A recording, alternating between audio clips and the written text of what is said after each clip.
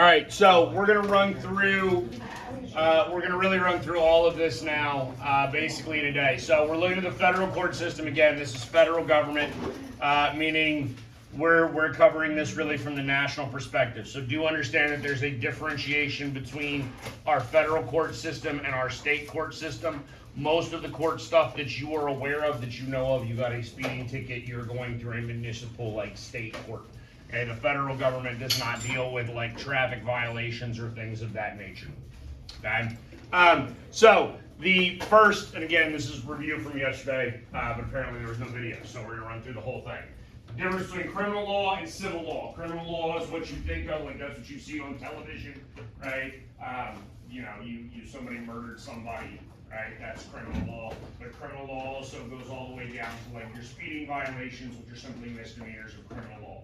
And in criminal law, the plaintiff, right, is the government. That means the government is the one bringing about the suit. The defendant is whoever is being charged with whatever that crime is. Again, anywhere from like very, very serious crimes to very, very benign traffic violations, jaywalking, whatever.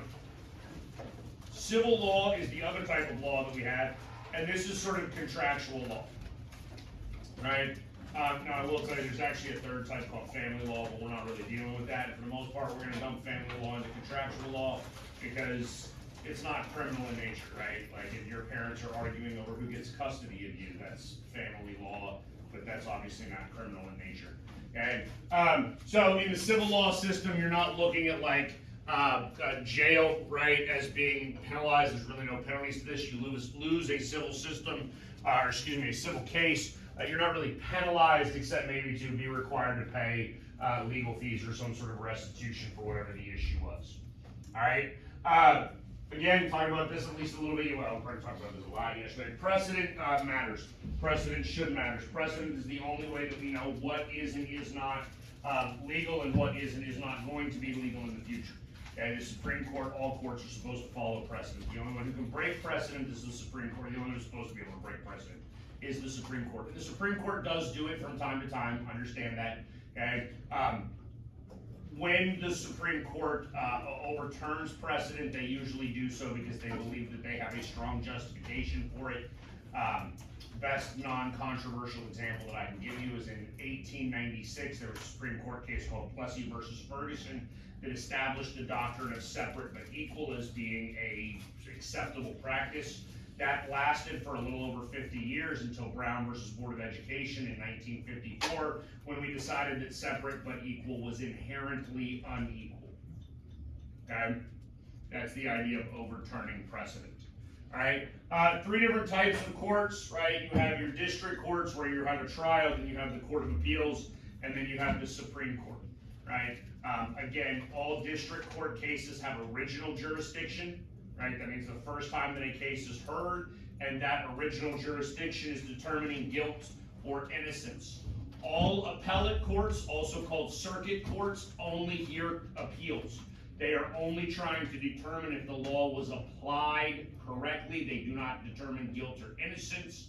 And appellate courts, you argue your case in front of a judge, and it is a judge that decides, not a jury.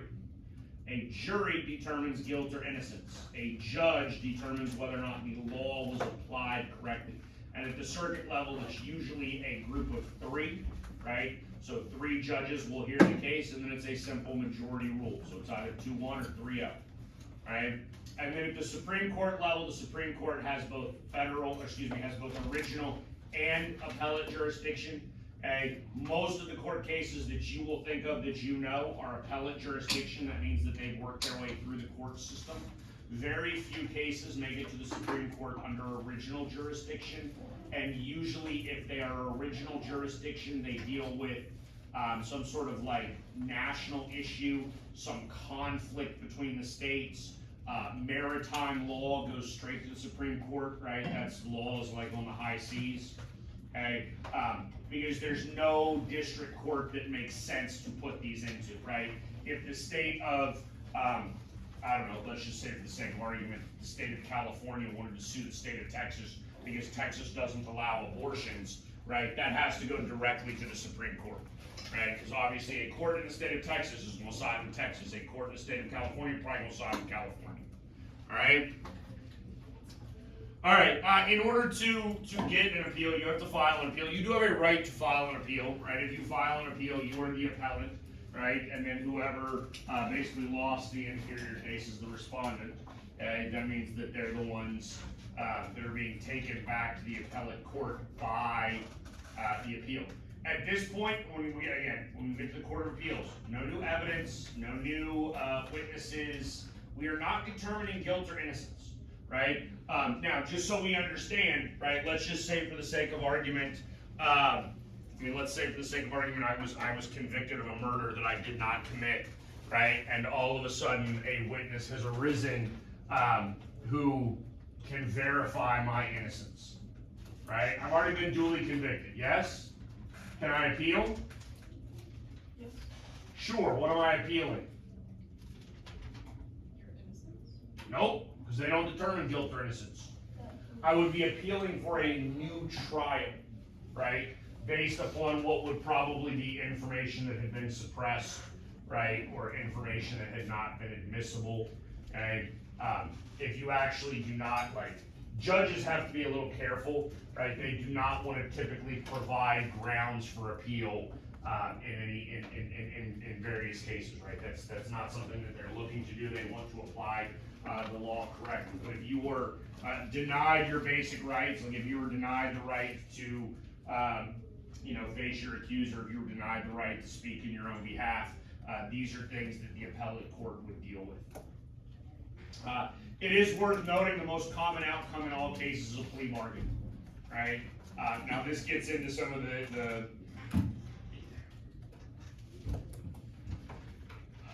okay. Here's the thing, and now we're gonna take this out of the federal level and we'll put it in the state level real quick, right? So we talked a little yesterday about district attorneys, yes? And at the federal level, anybody know how a district attorney gets their job? They're elected. No.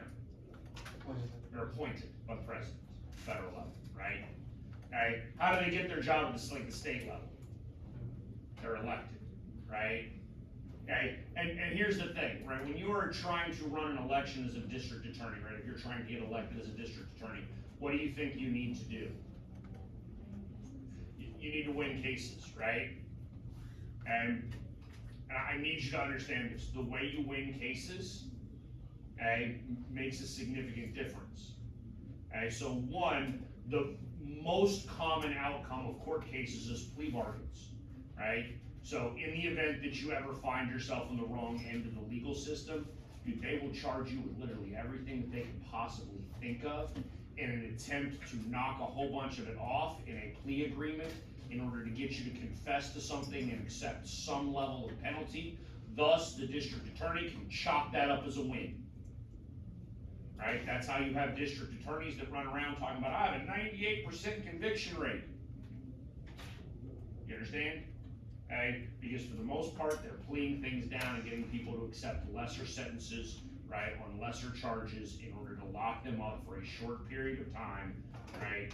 And then they'll get released and they'll go reoffend and the cycle continues. And I do need you to understand this is also a significant part of the problem that we have when it comes to things like sexual assault in this country, right? Because a large percentage of sexual assault cases in the United States are he said, she said.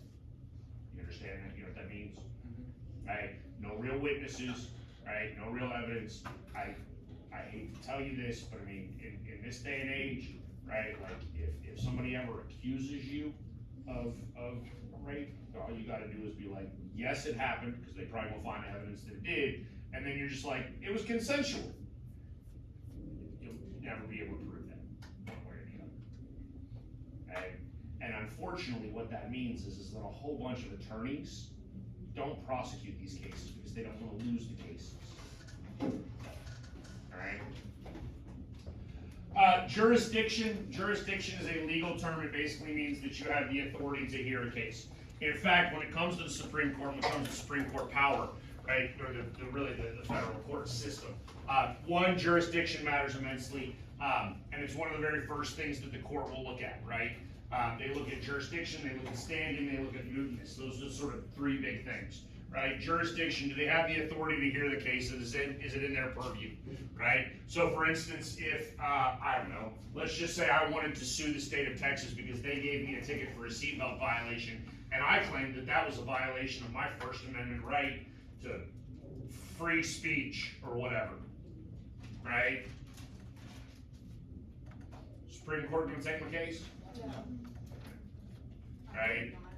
Okay, one, they don't have any jurisdiction over like seatbelt violations. Two, they're gonna argue that it's not a free speech case, right? So jurisdiction matters. Number two, standing. Standing is just the idea that you have actually been injured. In order to sue, you actually do have to prove that you've been injured, right? Literally, there was a guy in 2016, let's say 2016, who sued in the state of Illinois in order to have Ted Cruz removed from the ballot.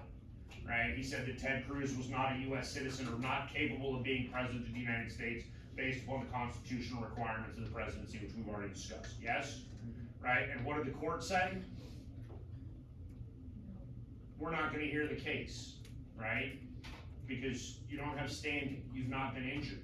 If you don't like Ted Cruz, vote for somebody else. Period, end of story. Now, interestingly enough, Donald Trump did run around in 2016 talking about suing Ted Cruz on that very issue. Would Donald Trump have standing? He actually probably would, right? Because theoretically, any vote cast for Ted Cruz could have been cast for him if we determined that Ted Cruz was ineligible. Thus, he's actually been injured by Ted Cruz running. Do we understand that? Right? The last thing is mootness, right? And what that means is that the Supreme Court, and this is one of the things I actually love about the Supreme Court does not operate in hypotheticals. They don't, right? If their decision, if their hearing a case cannot actually change anything, they don't hear it, right? If you have been put to death and then you want to appeal, like your family wants to appeal to the Supreme Court that you were put to death incorrectly, the Supreme Court doesn't care. They're not going to hear the case, right? And the reality is, I need you to understand this, the Supreme Court shouldn't hear the case, right? Because all you can do at that point is basically like harm the legal system. You can't help it, right? So if we determine that we did execute somebody incorrectly, right, then that simply further deteriorates any sort of public trust we have in our legal system, okay? And the Supreme Court doesn't want to do that. All right, those are your appellate courts. 13. I think there's probably only 12 up there, isn't there? No, there's only 11 up there. There's like one in DC, and then there's one that's like military, maritime, whatever. You're not getting tested on that, okay? You will get tested on the difference between the two of them, right? District courts and circuit courts, but you're not gonna get tested on like raw numbers, all right? That's trivial. Okay, we already talked about original jurisdiction. I'm not testing you on specialized courts. I don't care. We already talked about appellate jurisdiction. It is worth noting because this is possible to be tested, right? A writ, right? Writs are basically legal documents requesting a court to hear something. All right. So a writ of habeas corpus. Even know what habeas corpus means? Where's the body? Produce the body. Yeah. Right, basically, is it where or produce? I don't know, it's one of the two. But it has to do with the body, right? It's basically Latin. God love the law, but like everything has to be in Latin, all right? But this is actually one of our constitutional protections. You cannot just arrest somebody and hold them indefinitely forever and ever and ever without a trial, right? Or that is a violation of their rights, okay? And so a writ of habeas corpus is just a written document saying, hey, we want you to produce this person in order to actually give them their day in court. Right. 94 federal courts, 678 district judges, right? So every district court has multiple judges, every appellate court has multiple judges, right? Anywhere from, I think the smallest district court has 2, I think, okay? But the largest district courts have a ton. Again, this right here gives you a good idea of sort of what we're talking about. We're only in the green. Do you understand? Like, this is federal government. If you were taking Texas government with me, we'd be talking about the red over here, right? Because this is state cases. These are state courts. Like, this is where the majority of law actually occurs, right? Very, very few issues are federal issues.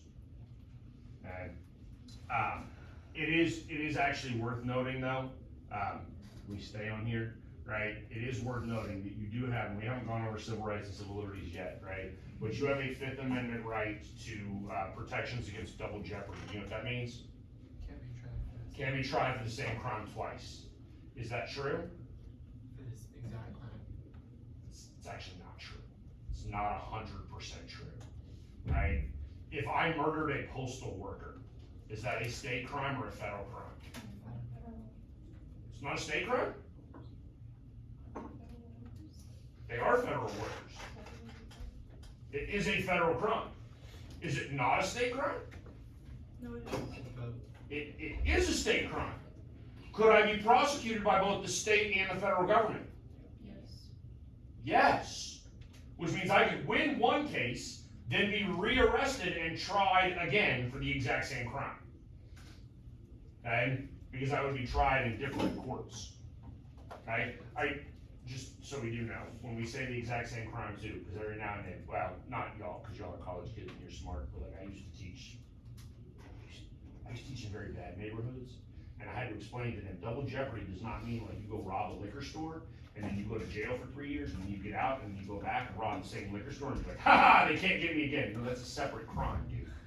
Like, that's not double jeopardy just because you robbed the same liquor store twice. Got it? Okay. Just so we're clear. Alright, appellate, we've already covered appellate jurisdiction. Circuit courts, anywhere from 6 to 28. Again, usually you will hear it before a 3-panel judge, although there is a concept called en banc, like ENBANC, right, which means the entire bench.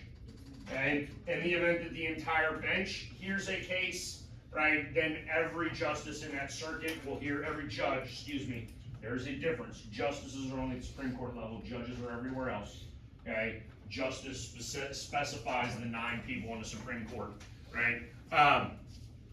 But if every judge at the appellate court hears it, that does happen from time to time, all right? So let's make sure we understand that. So now we'll get to the actual Supreme Court. This is where we're gonna make our money on this. This is what actually matters, right? So we have 9 justices to the Supreme Court, right? And where in our Constitution does it say that we have 9? Okay, which article covers the Supreme Court? Do we know? 3, right? Because it goes Congress, President is 2, Supreme Court is 3, yes? Okay, interestingly enough, Article 3 only covers the Supreme Court. It does not cover any inferior courts. All inferior courts are actually controlled by Congress, right? So Congress determines the number of district courts. Congress determines the number of appellate courts. Article 3 creates the Supreme Court, okay? So Article 3 is where we see that there are 9 judges, yes? Justices, excuse me. Words matter. Is that correct? No. That is not correct. Did y'all not learn last year in U.S. history about FDR and his court packing plan? You understand Democrats are very unhappy with the current makeup of the Supreme Court, yes? Let's assume for the sake of argument here, Kamala Harris wins the election here in November, yes? Right now we have 3 incredibly young Republican justices on the court. Those 3 are not leaving anytime soon, short of one of them being assassinated. Well, we've come relatively close already. Yeah, once they're in, they get like leave. Somebody just nodded their head like, not close enough. What? Once they're in, they don't like leave. Yes, once you are a judge for life. But you can be impeached. Just like a president can be impeached, we can impeach a judge. Right? Alexandria Ocasio-Cortez already trying to impeach Clarence Thomas and Samuel Alito. Right? Because those are the other 2 ridiculously conservative people. Okay? So there are 5 like really, really conservative judges. There's Chief Justice Roberts, who runs the court. He is the head, he's the Chief Justice. He's conservative-ish, although he's moved more liberal. We'll actually talk about that here in a second, right? And then we have 3 liberal judges. If Kamala Harris wins, could she just appoint 4 more judges? No. No, she can, Yes, you can. but can't they ask, can they reject them? Well, but assuming that the Democrats take the Senate, they'll just confirm them. Right? I mean, we've already talked about Congress. We got rid of the filibuster. You can't filibuster no more. Right? And I need you to understand, because we'll actually take two ridiculously partisan judges, justices. Again, we'll use justices. So if we go back, in fact, we don't need to go back that far. We can go back 10 years ago. Right? 10 years ago, there were two people in the Supreme Court. One of them was named Antonin Scalia, right, who was an incredibly conservative dude, and one of them was named Ruth Bader Ginsburg, who was an incredibly liberal woman. Right? When Ginsburg was nominated by Bill Clinton, right, the Senate has to vote on confirmation, right? Most liberal woman on the court while she was on the court for certain, right? Probably one of the more liberal justices we've ever had. What was her confirmation here? Anybody want to guess her vote total? Like 80 something? Not enough. like 96. That woman was 96-3. The Republicans voted yes for her. Why? She's qualified. Okay? She was absolutely qualified. The same is true for Antonin Scalia. Right? Really conservative guy. Easily passed through confirmation. Right? Now we've gotten rid of the filibuster, we've gotten a whole lot more partisan, and confirmations have gotten a whole lot dicier. Okay? So now you're looking at confirming people, like 52-48, right? Basically just along partisan lines. Okay? Did Kenyatta Jackson, didn't she require Kamala Harris's vote to get confirmed? I told you that was 53 to 47. 53-47? Okay, good. I'm glad that didn't happen. Right? But was she qualified? Yeah. Yes. Listen to me, you're not even getting nominated for the Supreme Court if you're not qualified. You understand that? Like, you're not even getting nominated. What are Okay. the qualifications? There are actually no qualifications, right? When I say qualified, like, here's the thing. Joe Biden is not nominating me to the court, right? Could he? Yeah, right? I would be slightly on the young side, but interestingly enough, only slightly on the young side, right? I'm pretty sure Clarence Thomas was my age when he was confirmed, right? And Clarence Thomas is currently still sitting on the court, right? He's our longest serving justice right now. He may go down in history, depending upon how much longer he wants to serve. He may go down as the longest serving justice in the history of the United States.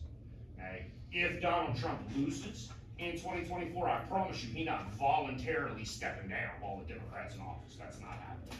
He would have to die. Okay? And by all accounts, his health is decent, and he's only in his 70s. Right? Yeah. I know. Only in his 70s. That's young for the federal government, unfortunately. Okay? Do they actually enjoy their job, like just retire, like? No. If you are a okay, here's what I want you to understand. Like, and I told you all yesterday, the Supreme Court has a significantly higher confidence rating. Like, they're rated significantly higher than the other two branches of our government. Right? People tend to respect them, and they respect them. Again, we'll go back to Ginsburg and Scalia, because I love both of them as human beings, but also just sort of their story in general, right? So Antonin Scalia was nominated in the 1980s. I believe it was in the late 80s. I think he was nominated by Bush 1, right? I believe so. And so he takes office and he joins the court.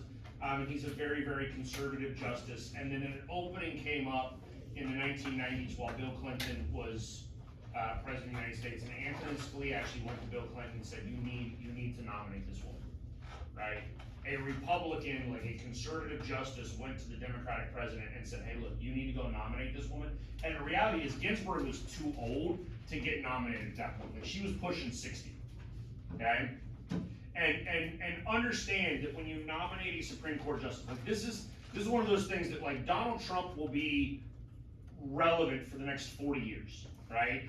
He won't be alive in 4, but he'll be relevant for the next 40, right?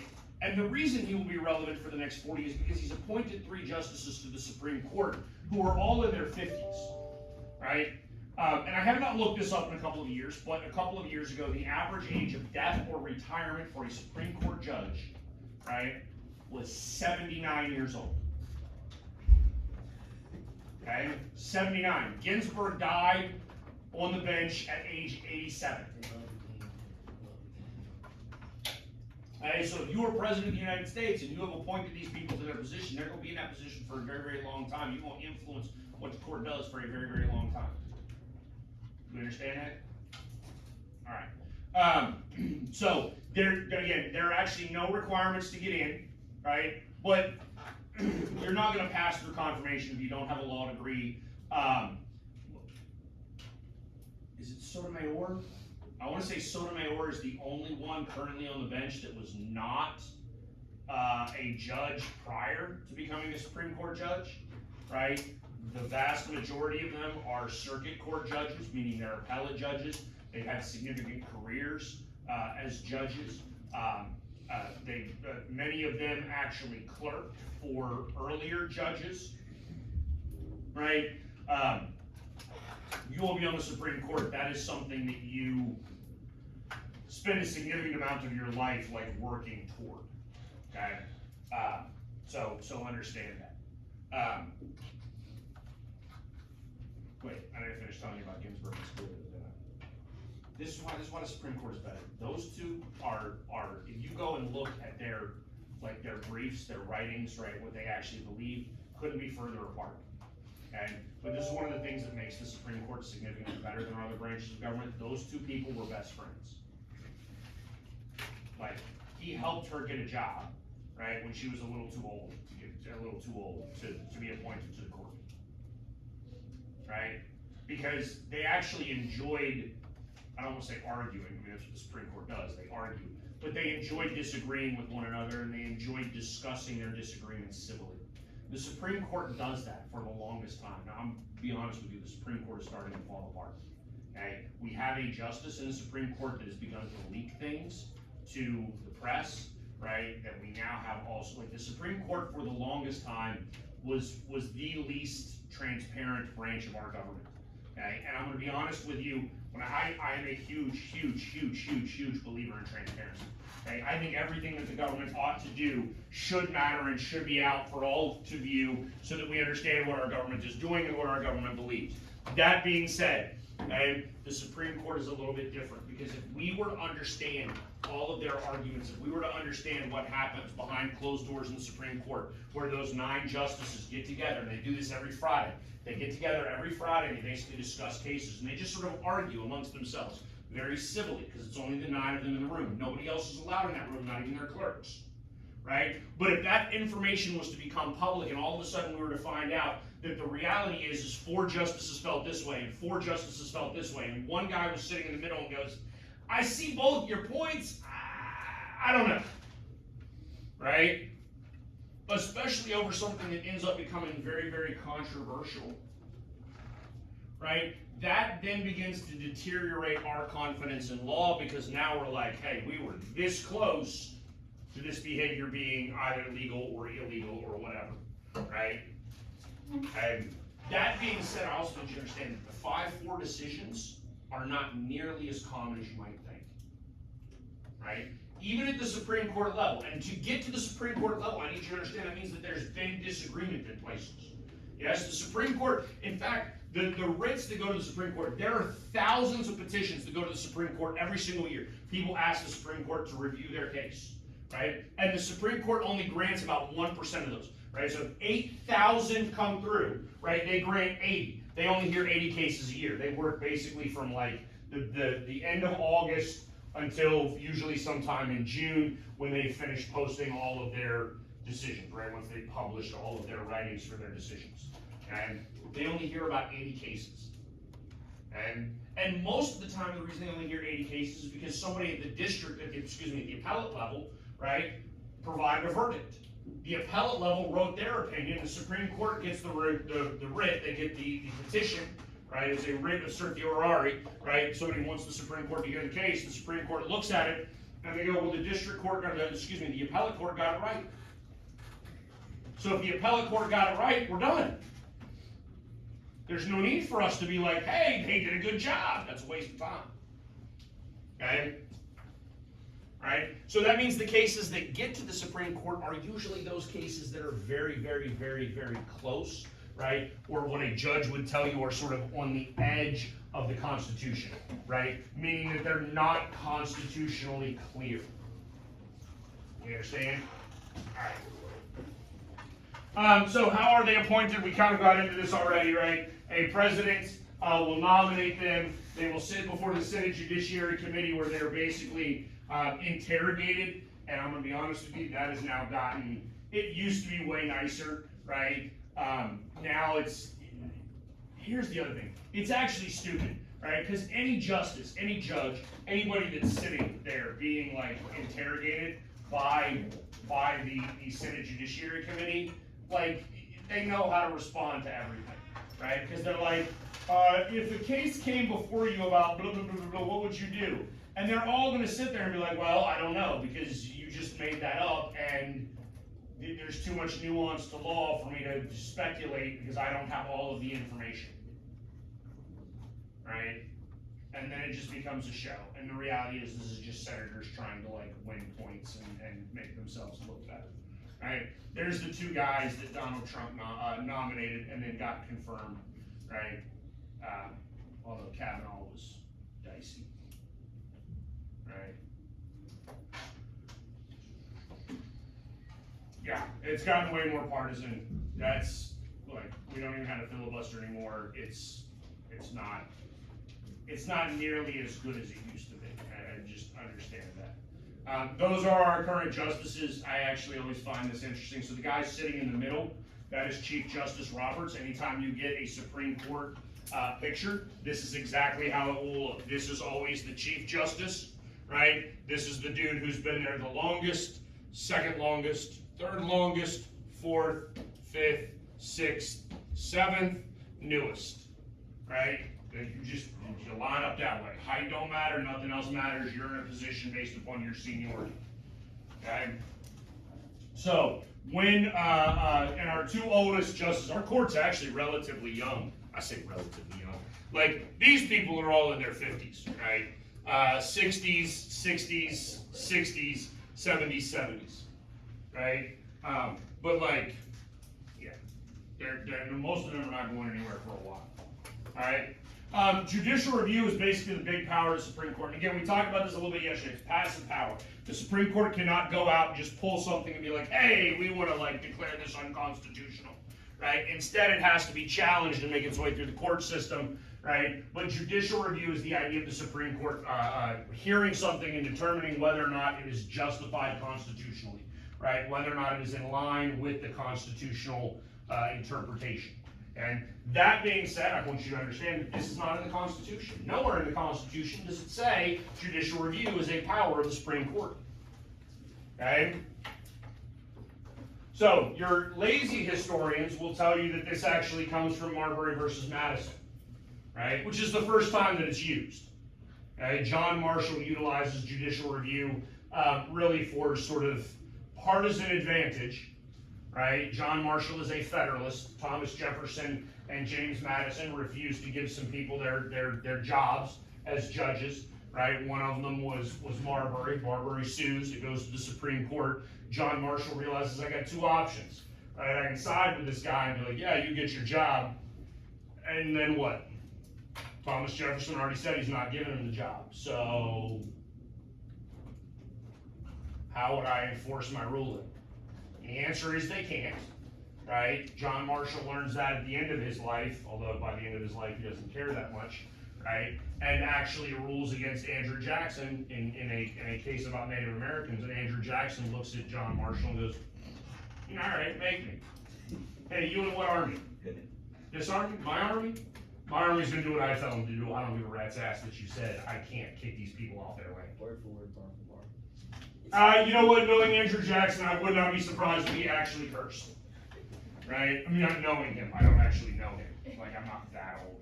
But, right? And, but judicial review does show up in the Federalist Papers. right? Which means that as we wrote the Constitution, people like Alexander Hamilton understood that this is the actual purpose of the Supreme Court. They're reviewing the law, right? So the idea or the concept exists with the writing of the Constitution, even if it's not specifically stated in the Constitution. The U.S. Supreme Court can review the constitutionality of state laws, right? In fact, it was a state law, we talked about this a little bit yesterday, state of Texas said you can't burn the flag, right? Dude gets arrested in Dallas for burning the flag in protest. He gets convicted in the state of Texas because he broke the law. He broke a Texas state law, right? He sues, it goes to the United States Supreme Court. The United States Supreme Court says you can't do that. You cannot violate the First Amendment just because your state wants to violate freedom of speech, okay? The Supremacy Clause, which is in the Constitution, right, will allow the Supreme Court to override state laws if those state laws are in violation of constitutional issues. Judicial review, it's not just, so understand it's not just laws, right? Judicial review also relates to like executive actions and things like that. If you're a court nerd and you follow stuff like the Chevron case that was just done and whether or not like bureaucratic rulemaking authority exists, things like that. Presidential actions can be subject to judicial review, right? When Donald Trump took office, for instance, he wrote a travel ban, right? That basically denied entry into the United States for people from 7 countries. The state of Hawaii sued. They were like, that's free exercise of religion, right? And it went to the Supreme Court because again, just like a law, an executive action or executive order can also be challenged in that regard. We already talked about mootness and standing. Moving on, we already talked about writs. Moving on. Oh, the Solicitor General. You know what? I haven't looked. I don't even know if that's the real Solicitor General anymore. People in the federal government change jobs relatively frequently. But I did think I told you yesterday that in the event that the United States government is involved in a case that goes before the Supreme Court, this is the person that will argue the case on behalf of the United States government. Right? So they represent the interests of the United States government in the Supreme Court. And Supreme Court cases are actually relatively interesting because they're not like regular court cases, right? In fact, you have all 9 justices that sit up there on like an elevated bench, and oral arguments during Supreme Court cases are really a back and forth. The judges will actually ask questions of each side, right? So we'll have like a 30-minute back and forth with this side and a 30-minute back and forth with the other side, right? Where they will ask questions and try to like gather information and like basically have sort of highbrow intellectual conversations about what should and should not be legal and what should and should not be constitutional. It's just different than what you have elsewhere. It's the same solicitor general. She's still in her job? Yeah. Good for her, right? I mean, people constantly move. Listen, once you get to that level in life, you're looking for like the next step up, right? Like people that high in their profession are generally not content where they're at, right? Law clerks actually control a whole bunch of stuff that goes on within the Supreme Court. So every justice has law clerks. They have multiple law clerks. Those law clerks are the ones who are actually doing a whole bunch of like the grunt heavy lifting.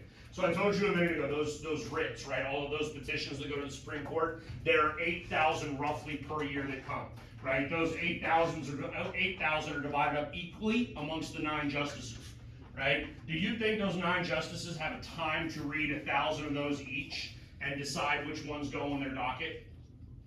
No, of course not, right? Who is reading them? The clerks are reading them. Now they're assigned at random, right? But this is actually one of the great things about the Supreme Court as well, because it is so small, it is so like familial, right? Everybody knows each other, everybody gets along for the most part, right? Let's just say for the sake of argument, I'm clerking for Roberts, right? And Tyler is clerking for Kavanaugh, right?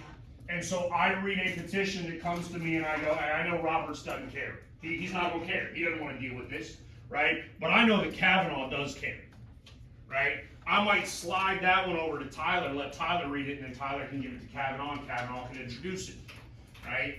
So there is some aspects of that happens, right? In order for a case to get on the docket, 4 of the 9 justices must agree to hear the case. That does not mean that those 4 will be in agreement upon the side in which they agreed or rule on, right? It simply means that 4 of the 9 feel that it is worthy of the Supreme Court's time to hear the case. All right? Yeah, you can lobby. We haven't really talked about lobbying yet in great detail because we have not talked about interest groups, right? But lobbying is basically the idea of trying to gain access, right, or asking somebody to do something. There's actually a Latin term. We call them amicus briefs, right? And again, I'm not trying to speak Latin, but it's like amicus curiae. It's got to be in here somewhere. There we go. It's down here at the bottom, right? These briefs right here, right? That means friend of the court, okay? So let's just say, we're using our hypothetical, right? Didn't I say California was going to sue Texas, yes? Right? So California's going to sue Texas over abortion rights or whatever, right? Do you think that the state of Alabama cares? Yeah. Hell yes, they care. This is abortion, man. Everybody cares. Everybody cares. Right? Now we know whose side Alabama gonna be on, right? Okay. I'm gonna tell you that one. Alright. The Attorney General of Alabama, right, is going to write a brief to the Supreme Court that says, hey, we think you should side with Texas for this reason. Okay? This is all part of the process as well. Okay? So that's not necessarily a bad thing. Alright? Oral arguments, we talked about that a second ago. This is how they actually conduct business. And I love that Clarence Thomas is up there because Clarence Thomas once went like 10 years without asking a question, right? Which, if you're young now, is kind of comical because now that man don't shut up, right? Like he asks a lot of questions. He got a lot of opinions now. People have always speculated that the reason he didn't ask questions is because Antonin Scalia, who I talked about earlier, also had a big mouth and asked a lot of questions. And theoretically, or people claim that basically Scalia was just asking all of the questions that Clarence Thomas would have asked, right? And there is an aspect of seniority that goes into all of this as well, right? The conference, this is where they lock themselves in that little room in order to reach decisions. This is what's ultimately done behind closed doors and done secretively. And don't understand that if you ever go visit Washington, D.C., right, you can actually get a ticket to the Supreme Court. I don't think it costs any money. I think you just have to sign up, right? Or you have to show up early enough and get in line, and you can actually sit in the gallery and listen to oral arguments in the Supreme Court if there are oral arguments that day. That is public record. Okay? Interestingly enough, though, the Supreme Court does not allow cameras in there, right? So it is open to the public, but it is not open to the public as much as say Congress is, where you can we can turn on C-SPAN right now and figure out what Congress is not doing, right? They're not even here. Hint, it's their job. Oh yeah, they're not in session right now. They're all back home busy trying to beg people to vote for them so they can keep their job. And it's absolutely what they're doing. And opinions of the Supreme Court, they matter immensely. There are 3 types of opinions that you need to know. There's the majority opinion. The majority opinion tells you what is and is not legal, what is and is not right. The majority opinion is law. Okay? The concurring opinion is made by justices who agree with the majority opinion, but for a different reason. Okay? Sometimes that happens. And then this gets really important because the majority opinion and the concurring opinion both reach the same conclusion, but they went down a different path to get there. Yes? Which is the correct legal path? The one of the opinion. Now, that means who writes the opinion versus who writes the concurring opinion matters immensely. That is determined based upon the Chief Justice of the Supreme Court, right? So every time we have our little deliberation, we have a 5-4 case, John Roberts gets to decide who writes the majority opinion. If he is in the majority. If he is not in the majority, if he's in the minority, the majority opinion is authored by the senior most justice, or the senior most justice gets to decide who is authoring the majority opinion, right? So that makes a substantial difference because you will absolutely have justices on almost every case that write concurring opinions that agree with the basic outcome of a case, but for a different reason or rationale, and that reason and rationale matter, okay?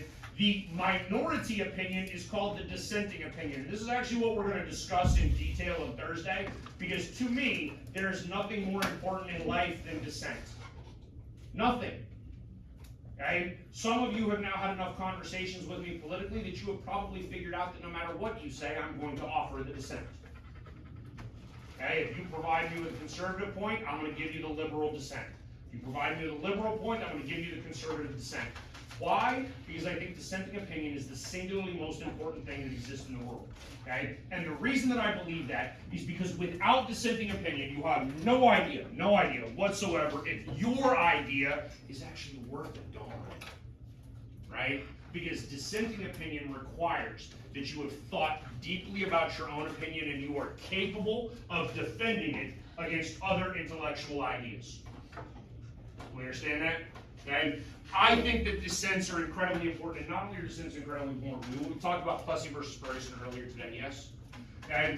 This is, I need you to understand, this is 1896 that this case was decided, right? Did we think black people and white people were just fundamentally different in 1896? Yes, we did. But guess what we had on the Supreme Court in 1896? We had one dude sitting on the Supreme Court in 1896 that saw Plessy versus Ferguson and said, wait a minute, I don't think this is a very good idea. I don't think we should do this. And granted, it took nearly 60 years, right? But eventually, everybody else caught up to Justice Harlan and went, hey, that guy was right. Okay? That is a significant importance to dissenting opinions. All right? Judicial restraint versus judicial activism. I'm going to be honest with you. This is way more complex than we are ever going to have time to get into, but here's the deal. If it was decided against you, it's activism. Both sides claim the other side is activists, right? And nobody likes activists because the judges are supposed to show restraint and not, like, the term is called legislate from the bench, right? Because I need you to understand, legislating from the bench is the court just deciding something, and that does become law. You can't, like they are the final word on law. If the Supreme Court got together tomorrow and there was some sort of, like, let's just say there was a death penalty case, and all 9 of them got together and they said, hey, no more death penalty ever, period, hard stop. It is unconstitutional. And that's it. Texas got to stop executing people. Texas loves to execute people. All right?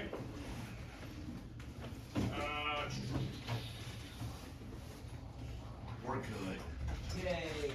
Hooray! Mr. Baker. Yes, sir. Congress can codify something, right?